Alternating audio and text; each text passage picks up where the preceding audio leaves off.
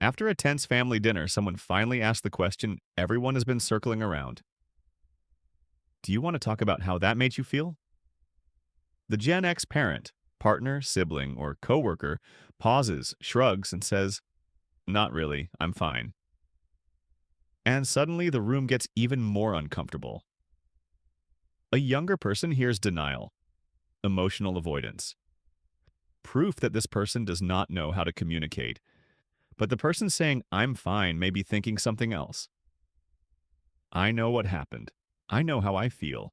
I just don't believe every feeling needs a meeting, because refusing to discuss an emotion is not always evidence that someone cannot face it.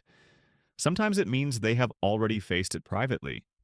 And sometimes the exact same response means they learned long ago that talking would not help. From the outside, both people look silent. On the inside, they may be living two completely different stories. Today, emotional openness is often treated as evidence of self-awareness. We are encouraged to name the feeling, explain the trigger, communicate the need, and process the experience with someone else. That can be healthy. It can repair relationships and prevent resentment, but it also creates a hidden assumption. If you are not talking about the feeling, you must be avoiding it. Many Gen X adults were shaped by a different assumption. Feelings were real, but they were not always instructions. Irritation did not automatically require confrontation. Sadness did not always require explanation. Disappointment could be noticed, carried for a while, and allowed to lose intensity without becoming the center of the day. Imagine someone having a rough interaction at work. They feel dismissed or embarrassed, but instead of sending a message immediately, they wait. They drive home. They make dinner. They sleep on it. By morning, the emotion may still matter, or it may not. That pause can be emotional regulation, feeling something without letting the first wave make every decision. It can also reflect distress tolerance, the ability to experience discomfort without urgently trying to eliminate it. To someone who values immediate processing, that pause may look cold. To the person taking it, immediate discussion may feel like giving a temporary reaction more power than it deserves. But the same ability to handle it may also have developed under pressure. Many Gen X adults grew up in environments where independence was expected early.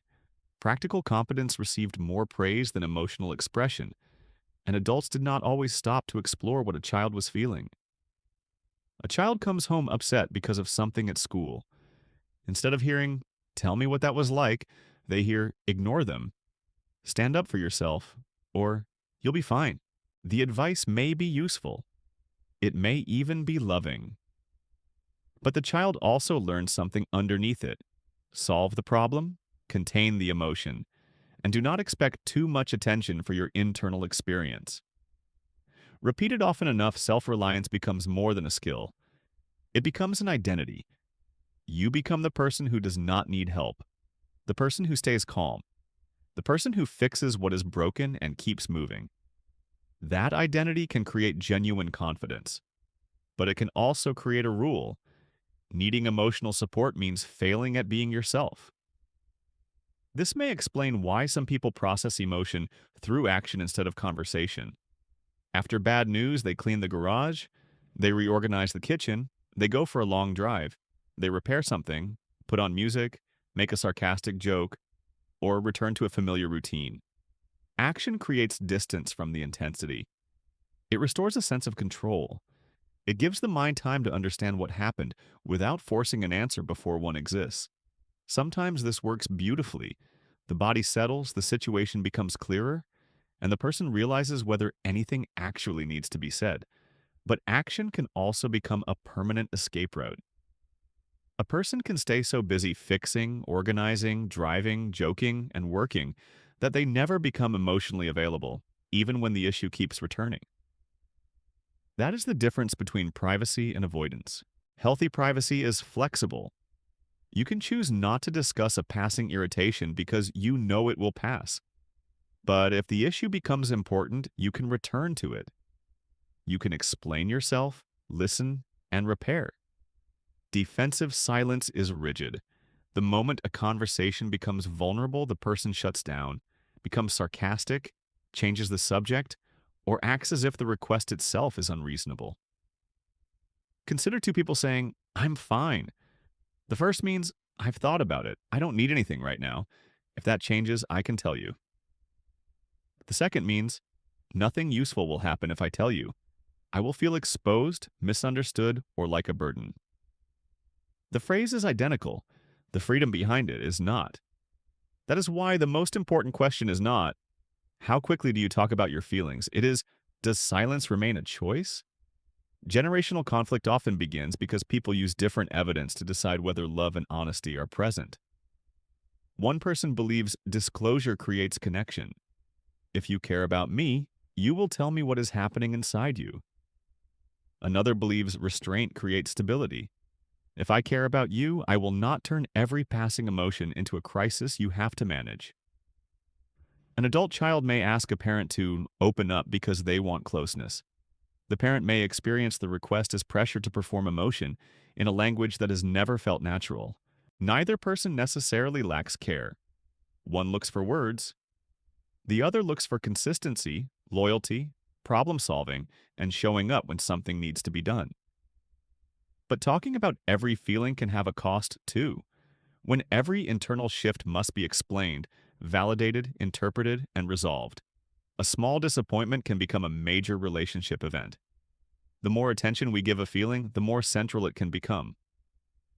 Sometimes the healthiest response is not deeper analysis. Sometimes it is time. But that does not justify disappearing when someone has genuinely been hurt. Silence becomes harmful when it blocks repair, hides needs, or forces other people to guess. A person may insist that a conflict is over while quietly becoming less trusting, less affectionate, and less present. They never restart the argument. They simply change the relationship. That is not regulation. It is unresolved emotion expressed through distance. So the goal is not maximum disclosure or maximum restraint. The goal is flexibility. Can you let a feeling pass without turning it into an emergency? Can you also speak when silence would make another person carry the consequences? Can you take time without using time as a way to vanish? Can you say, this is not about you, or I need space, but I will come back to this, instead of leaving someone trapped in uncertainty? And perhaps the hardest question is this: are you choosing not to talk because the feeling genuinely does not need more attention? Or because needing another person still feels unsafe?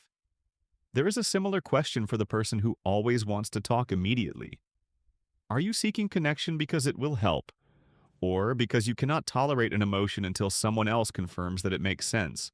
Both silence and disclosure can come from strength. Both can also come from fear. The next time you say, I'm fine, pause and ask what the sentence actually means. Does it mean, I can handle this? Or does it mean, I learned not to expect anyone to handle it with me? You do not have to force a conversation. You only have to notice whether the door is still available. Emotional maturity is not measured by how much you say.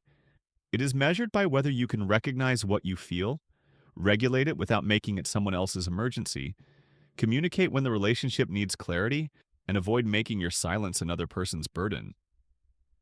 So return to that family dinner. Someone asks, do you want to talk about how that made you feel? And the answer is still, not really, I'm fine. But now the sentence sounds different. It may be calm, it may be protection, it may be confidence. It may be an old expectation that no one would know what to do with the truth. The meaning is not in the number of words. It is in whether the person could say more if it mattered. If this made you rethink someone's silence or your own, share your experience in the comments and subscribe for more psychology that makes familiar behavior look different.